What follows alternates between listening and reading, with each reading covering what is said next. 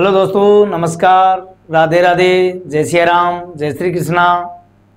आप सभी को जय भारत ऑनलाइन क्लासेस की ओर से जन्माष्टमी की हार्दिक शुभकामनाएं।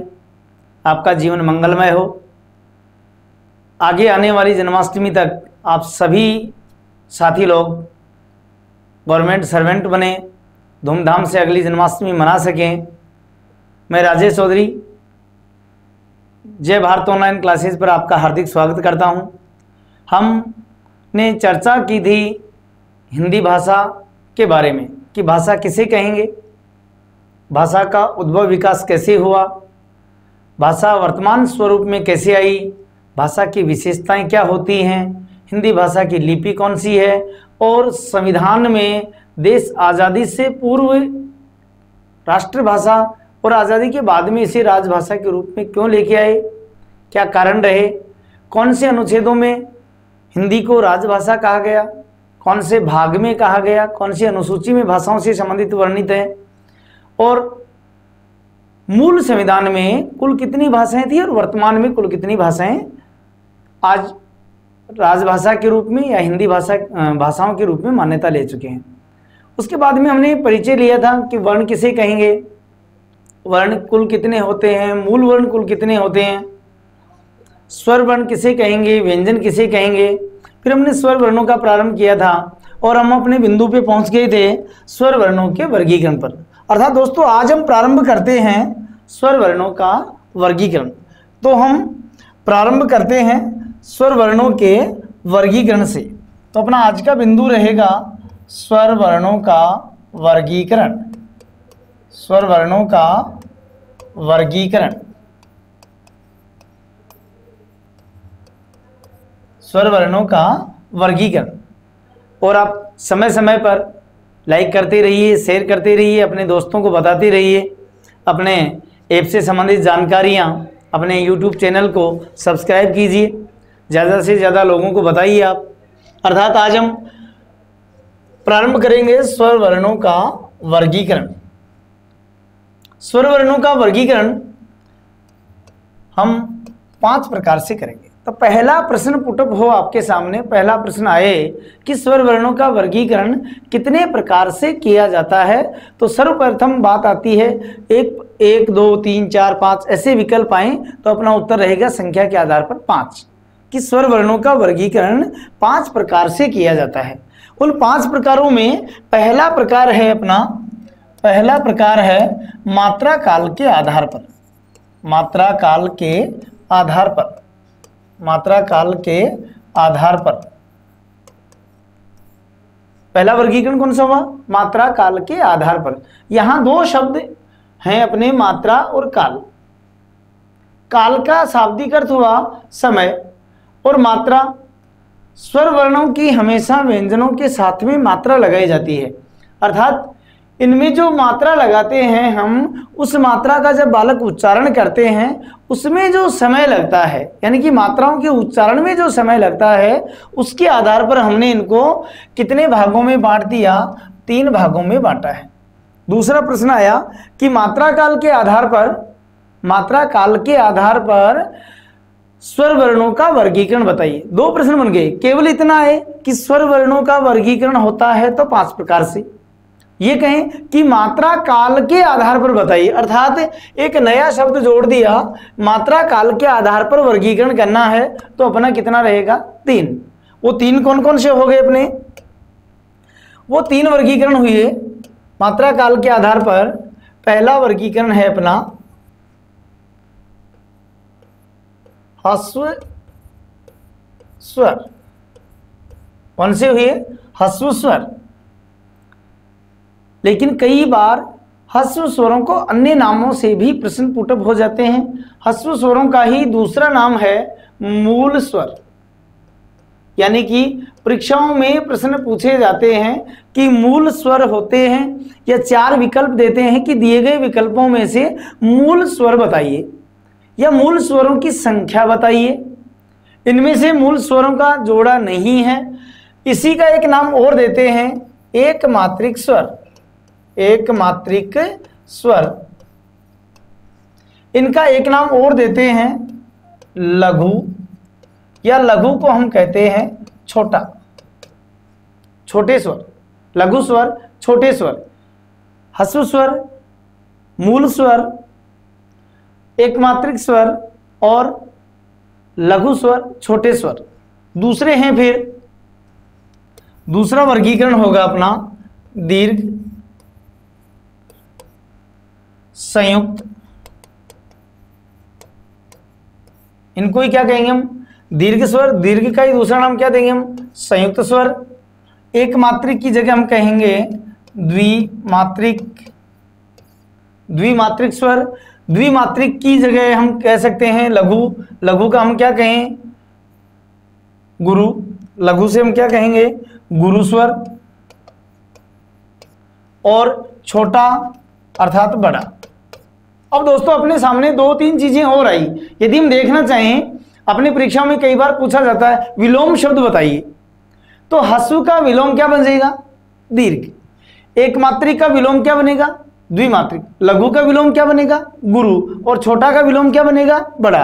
अर्थात अब हम इनसे परिभाषित करते हैं, परिभाषा की दृष्टि से देखते हैं कि अपने जो 11 स्वर वर्ण हैं, स्वर वर्ण कुल कितने, 11, इनको हम 3 भागों में बांट रहे हैं। किसके आधार पर, मात्रा काल के आधार, अर्थात मात्राओं का जो समय लगता है उसके आधार पर इनको 3 भागों में बांटा। पहला हो गया अपना ह्रस्व स्वर, उनको दूसरा नाम देंगे मूल स्वर, एकमात्रिक स्वर या लघु स्वर।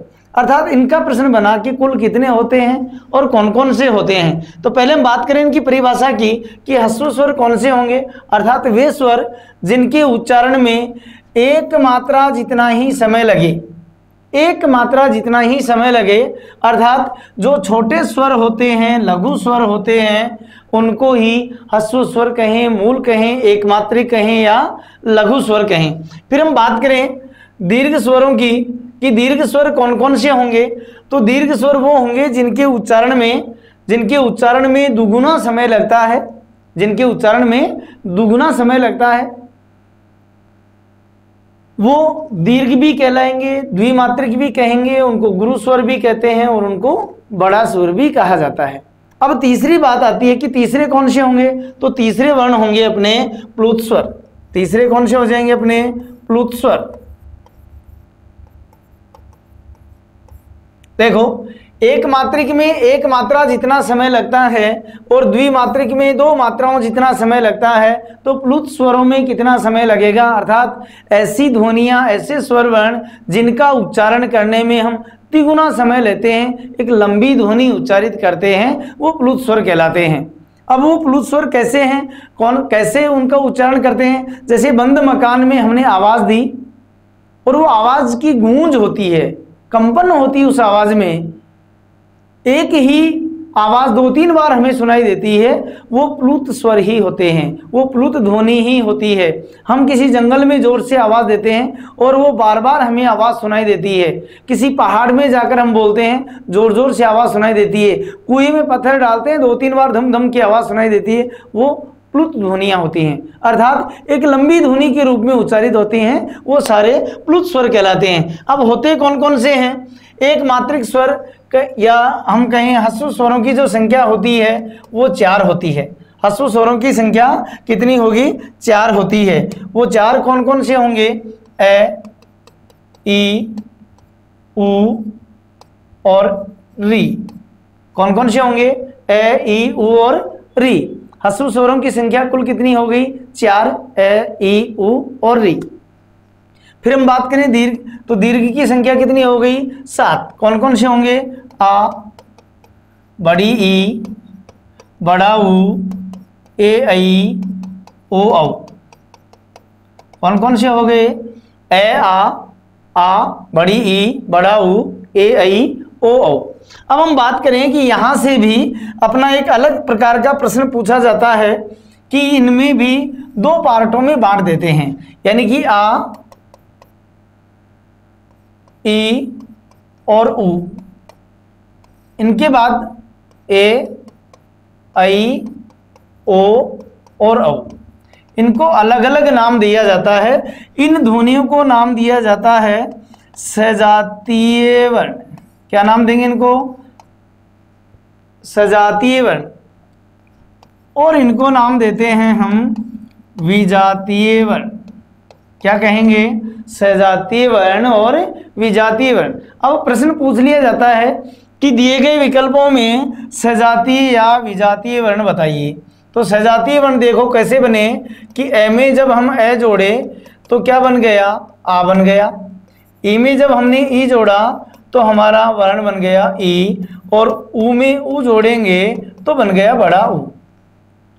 ऐसे ही ए में जब हम ई जोड़ेंगे तो बन गई ए, और ए में ए जोड़ने पर बनेगी बड़ी आई, और ए में ऊ जोड़ेंगे तो बन गया अपना ओ, और ए में ओ जोड़ेंगे तो बन गया अपना, क्या बन जाएगा, ए में जब हम ओ जोड़ेंगे तो बन गया बड़ा औ। अर्थात ये जो वर्ण बने हैं, ये जो तीनों वर्ण बने हैं ये समान ध्वनियों से बने हैं, और ये जो तीनों वर्ण, चारों वर्ण बने हैं ये अपने अलग अलग ध्वनियों से बने हैं। इसलिए इन तीन को कहेंगे हम सजातीय वर्ण और उन चार को कहेंगे हम विजातीय वर्ण। अब हमारे सामने प्रश्न आता है कि फिर जब 4 और 7 हो गए तो प्लुत ध्वनियां कौन सी होंगी, प्लुत स्वर होते कौन से हैं, कितने होते हैं। तो दोस्तों सबसे बड़ी बात कि हमारे हिंदी भाषा में किसी भी स्वर वर्ण को प्लुत बनाने के लिए प्लुत चिन्ह का प्रयोग किया जाता है। इसको कहेंगे हम प्लुत चिन्ह। क्या कहेंगे, प्लुत चिन्ह। अब हम जब इस प्लुत चिन्ह का किसी स्वर वर्ण के साथ योग कर देते हैं, जोड़ देते हैं, तो उसकी ध्वनि एक लंबे अंतराल में, लंबे समय में उच्चारित होती है। जैसे हम बोलते हैं ओम, क्या उच्चारण किया हमने, ओम। अर्थात ओम शब्द की जो हमने ध्वनि उच्चारित की वह एक लंबे ओ का उच्चारण किया। अब हम बात करें, आपसे प्रश्न पूछा जाए कि ओम शब्द में कौन सा स्वर प्लुत है। प्रश्न क्या बना कि ओम शब्द में या ओम ध्वनि में कौन सा प्लुत है। प्रश्न की भाषा सुनना, प्रश्न का उत्तर देखना कैसे निकलेगा, क्या उत्तर आता है। प्रश्न है अपना कि ओम शब्द में, ओम में प्लुत ध्वनि है, प्लुत स्वर है। ओम में प्लुत स्वर है। अब हम विकल्प की बात करें कि विकल्प क्या आएंगे, तो विकल्प आएंगे अपने ए में ओ दे दिया, बी में चिन्ह दे दिया, सी में मैं दिया, और डी में ए दे दिया। अब विकल्प बताइए हमें, उत्तर हमें बताना कि प्रश्न बनाया कि ओम शब्द में प्लुत स्वर है। स्वर की बात करें, देखो क्या पूछा हमें, स्वर पूछा है, यानी कि कोई भी व्यंजन कभी भी प्लुत नहीं होता है, कोई भी व्यंजन कभी भी प्लुत नहीं होता है। तो सर्वप्रथम अपना उत्तर ये तो निकल गया, क्योंकि ये तो व्यंजन है, ये तो व्यंजन है। फिर हम बात करें बी वाले विकल्प की। मैंने क्या कहा अभी कि ये केवल चिन्ह है, ये केवल चिन्ह है। अब हम ओम शब्द का उच्चारण करके देखें, ओम, अर्थात उच्चारण लंबी ध्वनि में किसके हुआ, ओ का उच्चारण हुआ। अर्थात ये चिन्ह, प्लुत चिन्ह जिस स्वर के साथ जुड़ता है, प्लुत चिन्ह जिस स्वर के साथ जुड़ता है उसी स्वर को प्लुत बना देता है। अर्थात उसी स्वर का उच्चारण तिगुने समय में किया जाता है। जैसे हम बोले अरे, हमने उच्चारण किया अरे,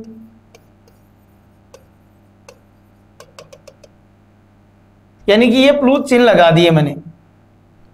अब मैं बात करूं कि इस अरे में कौन सा स्वर प्लुत है, अरे में कौन सा स्वर प्लुत है, और विकल्प में दूं आपको ए में दे दिया ए, बी में दे दिया आपको रे, सी में दिया ए, और डी में दिया चिन्ह। वही बात आ गई। अब देखो आप उच्चारण कर रहे हैं अरे, उच्चारण करके देखिए, लास्ट में उच्चारण लंबी ध्वनि में किसका किया हमने, ए का उच्चारण किया है। और एक ही मात्रा के साथ ही ध्वनियां जुड़ी हुई हैं, अर्थात जिस स्वर के साथ जुड़ेगा, ए के बाद में तो हम रे बोल रहे हैं और ए के बाद में कोई भी प्लूत चिन्ह नहीं जुड़ा हुआ है, इसलिए इस ए को प्लूत नहीं मानेंगे, ए को प्लूत नहीं मानेंगे। ये अपना व्यंजन वर्ण है और ये अपना प्लूत चिन्ह है, तो अपना उत्तर क्या बन जाएगा, ए। दूसरा वर्गीकरण देखते हैं, ये अपना पहला वर्गीकरण हुआ, ये अपना पहला वर्गीकरण हुआ, ये अपना पहला वर्गीकरण हुआ कि मात्रा काल के आधार पर कितने भागों में बांटते हैं। तो मात्रा काल के आधार पर दोस्तों हमने कितने भागों में बांट दिया, 3 भागों में, ह्रस्व, दीर्घ और प्लूत। ह्रस्व स्वरों की संख्या 4, दीर्घ की संख्या 7, प्लूत स्वरों में केवल उसी स्वर को प्लूत मानेंगे जिसके साथ प्लूत चिन्ह जोड़ दिया जाता है। अब हम बात करें दूसरा, ओष्ठ के आधार पर। दूसरा वर्गीकरण अपना होगा ओष्ठ के आधार पर। दूसरा वर्गीकरण, पहला वर्गीकरण हो गया अपना मात्रा काल के आधार पर। पहला वर्गीकरण क्या किया हमने, मात्रा काल के आधार पर। दूसरा वर्गीकरण हो गया अपना ओष्ठ के आधार पर या ओष्ठों के आधार पर, ओष्ठों के आधार पर, ओष्ठों के आधार पर। दोस्तों ओष्ठ का मतलब हो गया होठ, अपने जो होठ होते हैं उनके आधार पे हम स्वर वर्णों का विभाजन कर रहे हैं कि जब हम उच्चारण करेंगे ध्वनियों का तो हमारे होठ खुलते हैं, मिलते हैं, आकार बनाते हैं अलग अलग, तो उनके आधार पर इनको हम बांटेंगे 2 भागों में, यानी कि ओष्ठ के आधार पर स्वर वर्णों का वर्गीकरण होगा 2। ओष्ठ के आधार पर स्वर वर्णों का वर्गीकरण कितने प्रकार से होगा, 2 प्रकार से। कौन कौन से होंगे 2 प्रकार, ओष्ठ के आधार पर स्वर वर्णों का वर्गीकरण कर दिया हमने 2 प्रकार से। और 2 प्रकार कौन से हुई अपने, पहला है वृत्ताकार, वृत्ताकार, और दूसरा बन गया अपना अवृत्ताकार स्वर, वृत्ताकार और अवृत्ताकार। दोस्तों सबसे पहले ये जो हमने 2 शब्द लिखे हैं, इन शब्दों का आप संधि विच्छेद कर लीजिए, अलग अलग कर लीजिए, अपना उत्तर इनमें ही समाहित है। देखो इस शब्द के टुकड़े करो आप, वृत्त धन आकार, वृत्त धन आकार, और दूसरा वर्गीकरण करो, ए उपसर्ग लगा हुआ है, धन वृत्त धन आकार, वृत्त आकार और अवृत्त आकार। इसलिए इनको हम एक एक नाम और देंगे, वृत्तमुखी, वृत्तमुखी और अवृत्तमुखी, अवृत्तमुखी, वृत्तमुखी और अवृत्तमुखी।